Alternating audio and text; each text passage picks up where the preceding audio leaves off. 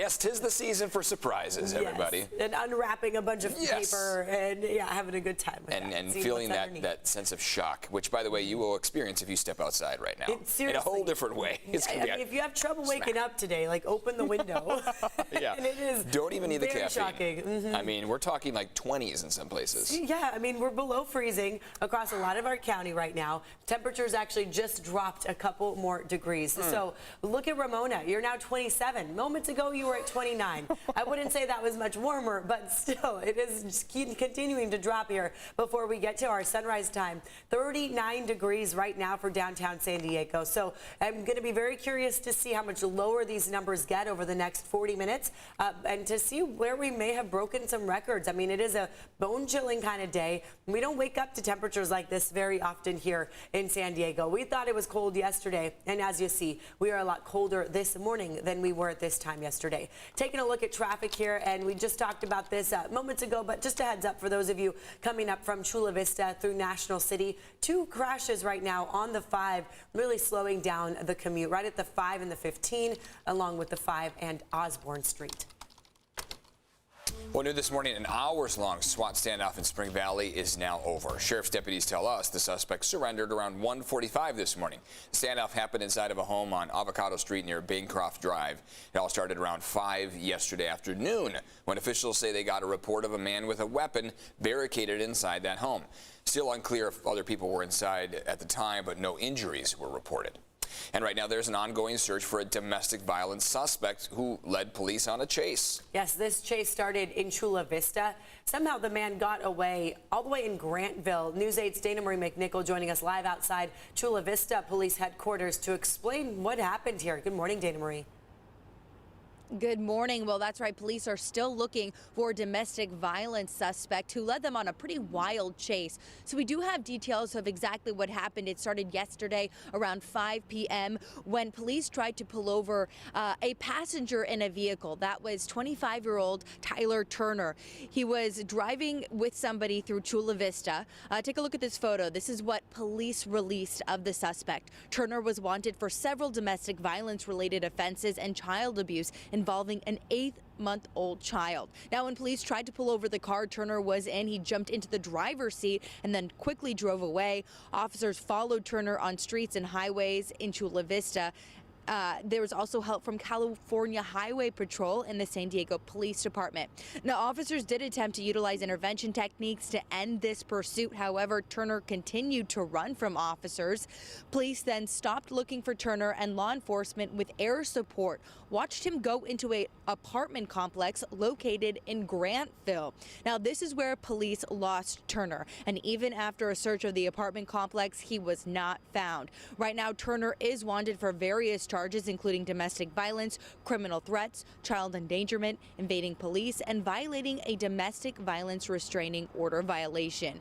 Now, police are still looking for this man. This is an ongoing search because they lost him at the apartment complex in Grantville. So if you do have any information on this, they're urging you to call the Chula Vista Police Department. Live in Chula Vista, Dana Marie McNichol. Dana Marie, thank you. The Sheriff's Department increasing patrols in Vista after an attempted kidnapping. So this happened on Tuesday afternoon near West Los Angeles Drive and Georgia Lane. A middle school student was reportedly grabbed by 2 men in a white van, but was able to get away. The description of the men is vague, but the white van was described as an older model with tinted windows, double rear doors, and no license plates. You're asked to call the Sheriff's Department if you have any information.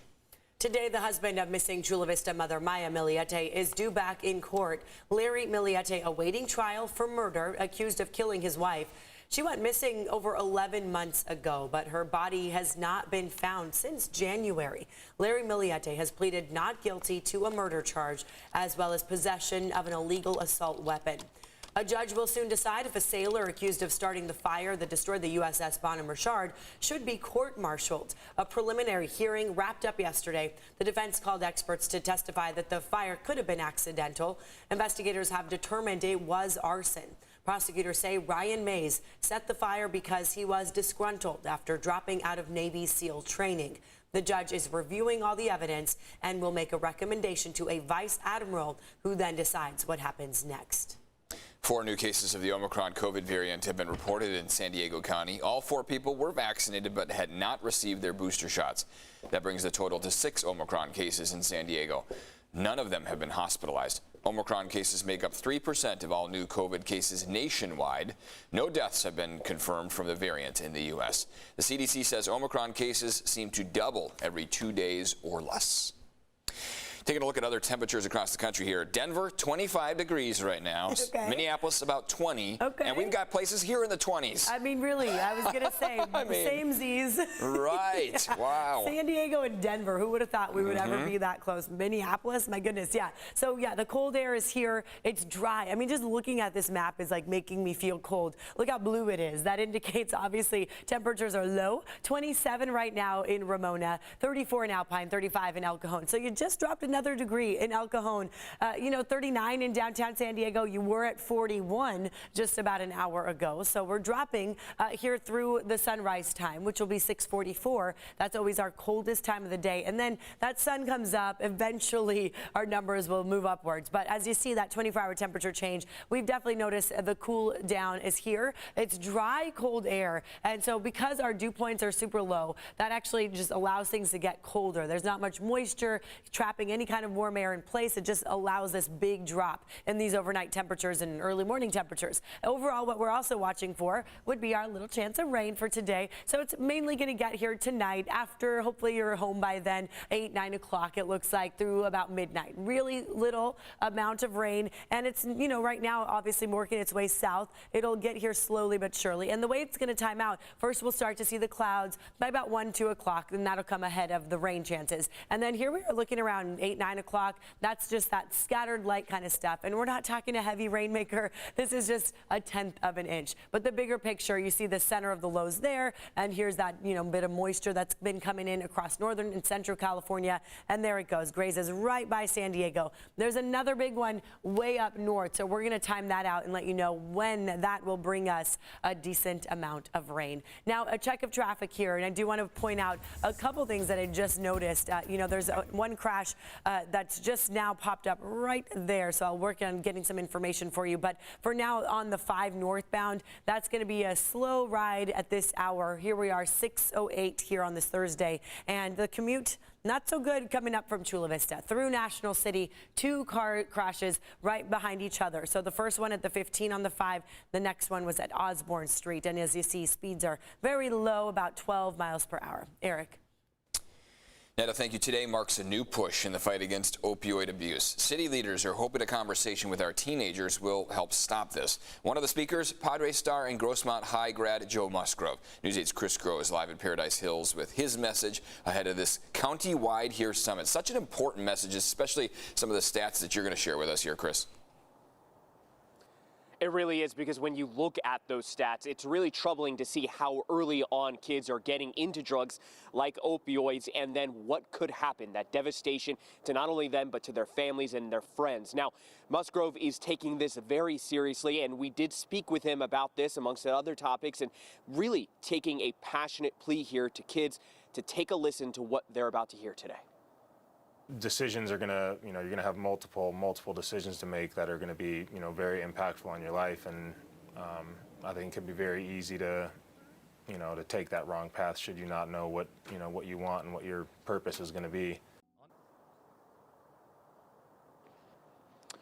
And so this is really a first of its kind type event. San Diego SD needs to know. And again, they are going to be speaking to the youth here in San Diego, but really across the nation, because this is going to be a virtual event. And they will be joined by an NFL Hall of Famer and Troy Polamalu, as well as keynote speaker Chris Herron, a former NBA player and an addiction recovery advocate. So when we talk about opioids and why this is such a big deal in our community, but really across, again, the country, is the fact that San Diego County continues to deal with this crisis. Overdose deaths have increased from 33 in 2016 to almost 700 so far this year. Victims include students as young as 16 years old, and young people are experimenting with drugs, according to experts, as early as 12 years old. And that's why we're seeing athletes who could, again, influence these kids at such a young age, like Joe Musgrove, someone who not only is a huge athlete here in town, but is from here. This is someone who knows very intimately what these kids are going through living in San Diego County. And again, he wants to look out for them.